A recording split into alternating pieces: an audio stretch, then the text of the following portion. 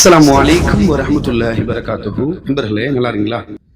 இப்போ இந்த வீடியோ யாருக்கு அப்படின்னு சொன்னால், இந்த ஊருக்கு 4 பேர் இருப்பான்னு சொல்லுவோம்ல, அந்த மாதிரி அந்த 4 பேருக்கு ஒவ்வொரு ஊர்லேயுமே இருப்பாங்க. இந்த மாதிரி வாலிபர்கள் ஊரில் ஒரு 4 பேர் இருப்பான். என்னென்னா ஒரு 9th 10th 12th இந்த மாதிரி 10th ஒழுங்காக படிக்கிறது இல்லை, ஃபெயிலாக போயிடுறது, அதோட முடிஞ்சு போச்சு. 9th ஒழுங்காக படிக்கிறது இல்லை, ஃபெயிலாக போயிடுறது. அதே மாதிரி 11th ஒழுங்காக படிக்கிறது இல்லை, படிப்பும் ஏறுறது இல்லை. சரி, படிக்க தான் தொலையலை, கொண்டு போய் மளிகை கடையில் விட்டா அப்படின்னு சொன்னால் அங்கேயும் ஒரு மாதம் இருக்கிறது, அதோட ஒடியாந்துடுறது. அங்கே ஒரு மாதம் இருக்கிற எல்லா கடையிலையும் சுற்றிட்டு ஒரு மாதம் 10 நாள் 15 நாள் திருப்பி ஊரில் வந்து கிடக்கிறது. இப்போ கிடந்து என்ன பண்ணுறான் தெரியுமா? ஊரில் இருக்கக்கூடிய பசங்க கூட சேர்ந்து சுற்றுறது, சுற்றி சுற்றி சுற்றி சுற்றி சிகரெட் அடிக்கிறது, சாராயம் குடிக்கிறது, கஞ்சா, ஊசி, இதுக்கெல்லாம் அடிமையாகி அடிமையாகி அடிமையாகி மட்டத்திலும் மட்டமாக போயிடுறான். இன்றைக்கி நிறைய வாலிபர்கள், இன்றைக்கி நிறைய ஊருக்கு 4 பேர் இருக்கிறான். ஒரு வண்டி எடுத்தோம்னா சரியான வேகத்தில் ஓட்டிக்கிட்டு போகிறது, காட்டு மிராண்டித்தனமாக வண்டி ஓட்டுறது, இப்போ சம்மந்தமில்லாத சண்டை போடுறது, சம்மந்தமில்லாத பிரச்சனைகளை வளர்க்குறது. இன்னமும் இவர் தான் பெரிய இவர் மாதிரி கட்டிங்லாம் பார்த்தீங்கன்னு சொன்னால் அப்படியே அவன் முடியை பிடிச்சி செவத்தில் அடிக்கலான்னு தோணும். அந்த மாதிரிலாம் கட்டிங்கை போட்டுக்கிட்டு, முடி கட்டிங்க சொல்கிறேன், அப்படிலாம் இருந்துக்கிட்டு ஊரில் வந்து பெத்த தகப்பனையும் கேவலப்படுத்திக்கிட்டு ஊரையும் கேவலப்படுத்திக்கிட்டு இன்றைக்கி சில வாலிபர்கள் இருக்கிறாங்க. நீங்கள் நல்லா விளங்கிக்கிறங்க. இப்படிப்பட்ட நிலையில் நீங்கள் மௌத்தா போயிட்டீங்கன்னு சொன்னீங்கன்னா நிச்சயமாக நரகம்தான். எல்லாம் பயந்துக்கிறங்க. நம்ம இஷ்டத்துக்கு வாழ்வோம், எவன் என்ன கேட்க போகிறான்?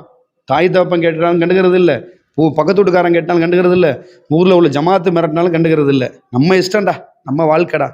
நல்லா விளங்கிக்க. பார்த்தாலும் பார்க்காட்டியும் உன்னை படைச்ச ரப்பு பார்த்துக்கிட்டு இருக்கிறான். ஒரு செகண்ட் ஆகாதா உன்னை முடிச்சு விட்றதுக்கு? யோசிச்சுப்பார். உன் இஷ்டத்துக்கு நீ சுற்றுற, உன் இஷ்டத்துக்கு ஜாலியாக இருக்கிற, உன் பெத்த தாயை தூக்கி எறிகிற, உன் குடும்பத்தை மதிக்கிறது இல்லை, ஊரை மதிக்கிறது இல்லை. நட்பு நட்பு நட்பு நட்பு வேணான்னு சொல்லலை, நல்ல நட்பு இருக்கணும். தவறான நட்பு, ஹராமான நட்பு உன் வாழ்க்கைக்கு கேடு, கேவலம். இன்னைக்கு நட்புங்கிற பேரில் அந்த நட்பு வட்டாரங்கள் நல்ல நட்பாக இருக்கணும்.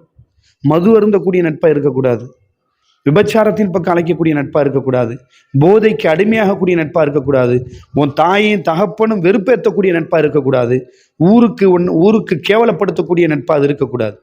நட்புனா எல்லாரும் இப்படி தான்டா இருக்கணும் அப்படின்னு பேசணும். அல்லாஹ் ரசூல் சொன்னபடி நட்பாக இருக்கணும்.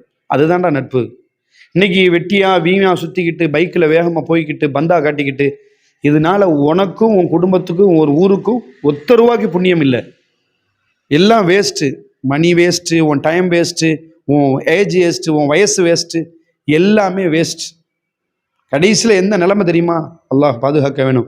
இப்படியே இந்த ரேஞ்சில் இப்படியே வர்றான் பார்த்தீங்களா? அந்த நிலையில் பெற்றோரையும் மதிக்கிறது இல்லை, பெற்றோர் பேசினா எதிர்த்து பேசுறது, உன் வேலையை பார்த்துட்டு போங்கிறது, இப்படியே போய் போய் போய் கடைசியில் எப்படி தெரியுமா?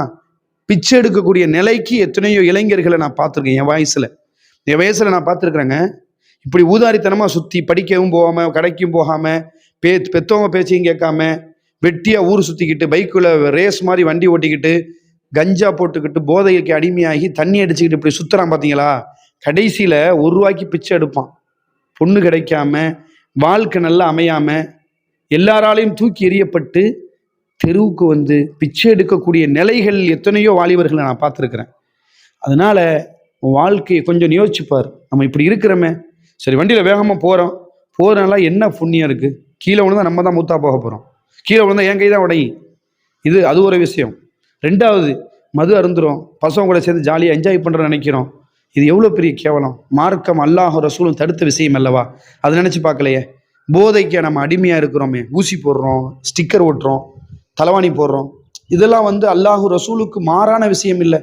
ஒரு முஸ்லீம், ஒரு மூமினான முஸ்லீம் செய்ய வேண்டிய விஷயமா இது?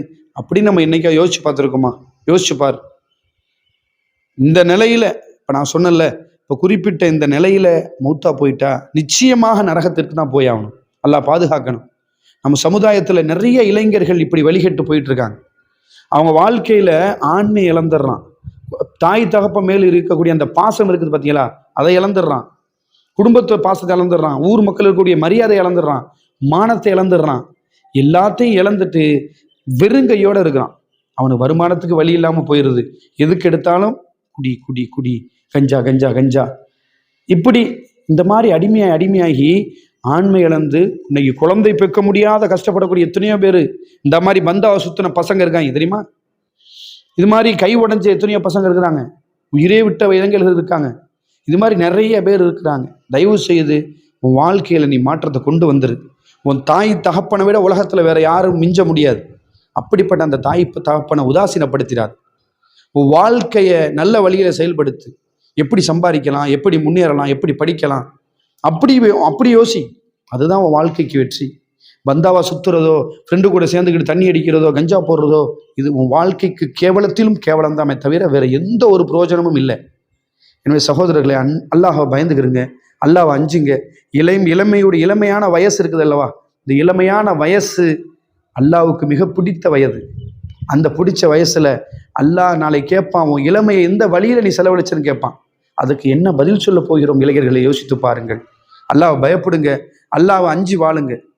நம்ம பந்தாவை சுத்துறதுனாலையோ, பரவசமாக சுத்துறதுனாலையோ, கலராக சட்டை வாங்கி மாட்டிக்கிட்டு சுத்துறதுனாலையோ, இல்லை கேவலமாக முடி வெட்டிக்கிட்டு சுத்துறதுனாலையோ ஒரு பைசாக்கு புண்ணியம் இல்லை. எல்லாம் நம்மளை கேவலமாக தான் பேசுவான். போறான் பாரு தலதரிச்சவன், போறான் பாரு கேவலமானவன், போறான் பாரு அங்கே அப்படி பண்ணவன், போறான் பாரு இப்படி பண்ணவன், இப்படின்னு நம்மளை முன்னாடி விட்டு பின்னாடி பேசுவான். நிறைய பேர் பேசிக்கிட்டு இருக்கிறான். அந்த ஆதங்கத்தில் தான் நான் அந்த வீடியோ போடுறேன். இன்ஷா அல்லாஹ் வாழ்க்கையில் மாற்றத்தை கொண்டு வந்து பாரு.